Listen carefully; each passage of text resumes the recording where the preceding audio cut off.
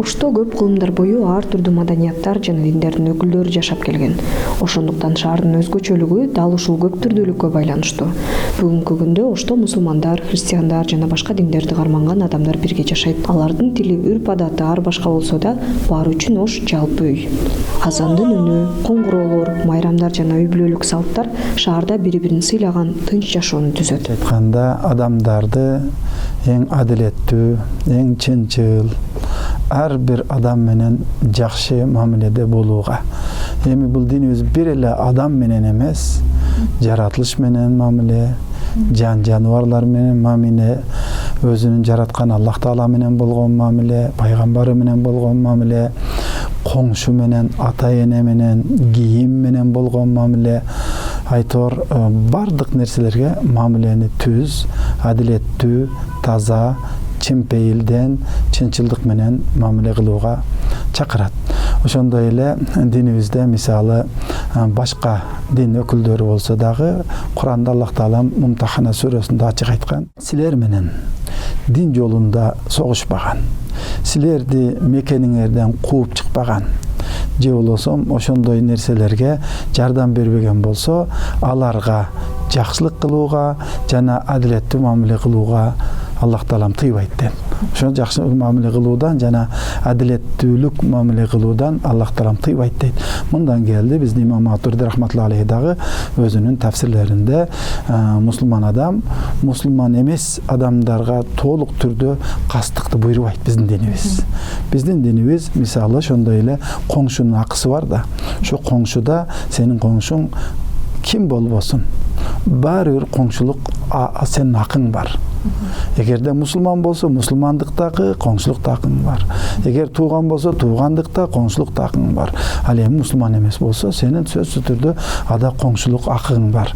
Ага жакшылык мамиле кылуу, адилеттүү мамиле кылуудан биздин динибиз тыйбайт. Ошондуктан биздин муфтиятыбызда дагы ошондой көп конференцияларда, көп семинарларда биз башка дин өкүлдөрү менен да бирге чогулуп, кээ бир учурларда топ ойногон, спорттук иш-чараларды өткөзгөн, ошондой эле коомдук иштерде, ишембиликтерде, дарак отургузууда, ошондой бир коомдук бир иштерде дагы бирге жүрүп, бирге иш алып барып, ошолор менен туура мамиледе болуп жүрөбүз. Бул дагы сырттагы элдин көз карашында адамдардын, ошондой лидерлердин балким ошондой бир коомдук иштерде бирге жүргөнүн көрсө, албетте бул жакта адамдарга таасир этип, ортодогу балким жөндөн жөн эле болгон кастык, жөндөн жөн эле болгон жек көрүү, жөндөн жөн эле болгон аларга болгон туура эмес ой пикирлерди кайтат. Көп түрдүүлүк бул айырмачылыктар гана эмес, бул жалпы баалуулуктар да. Улууларды сыйлоо, үй бүлөгө кам көрүү, тынчтыкка жана адилеттүүлүккө умтулуу,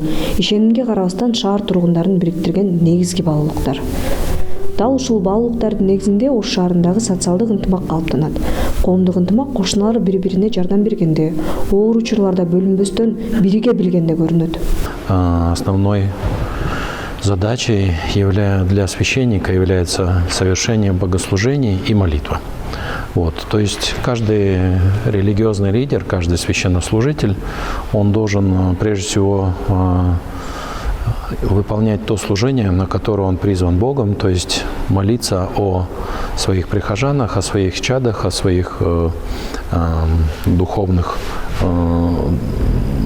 чадах, о тех, кто вместе с ним собран для общей молитвы, молиться о том, чтобы, конечно, был мир, и чтобы люди приходили к Богу. А так как Бог есть любовь, то, соответственно, люди, чтобы стяжали в себе добродетель любви.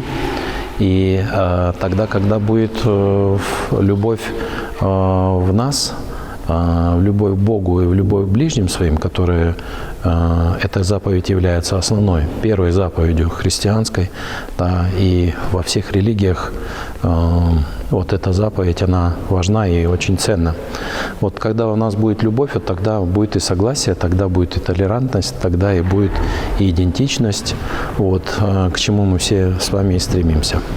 Поэтому я желаю всем, чтобы как и священнослужители, так и миряне наши, так и все люди просто доброй воли, все граждане нашего Кыргызстана, как и люди всей земли, чтобы люди приходили к Богу, чтобы они старались исполнять закон Божий, заповеди, которые даны Богом.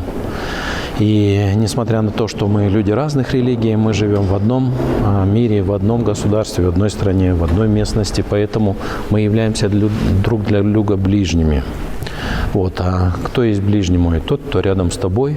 И когда Господь Иисус Христос заповедь любви давал, Он сказал, что возлюби Господа Бога своего всем сердцем своим и возлюби ближнего своего, как самого себя.